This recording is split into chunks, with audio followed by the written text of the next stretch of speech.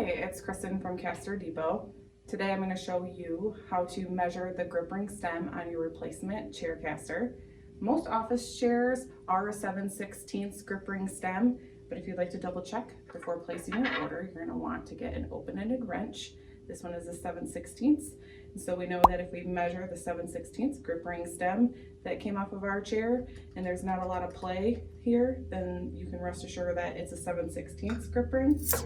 And then here I'm going to show you a 3/8, and you can see that there is some slack there. So in this particular one, you would want to order the 7/16.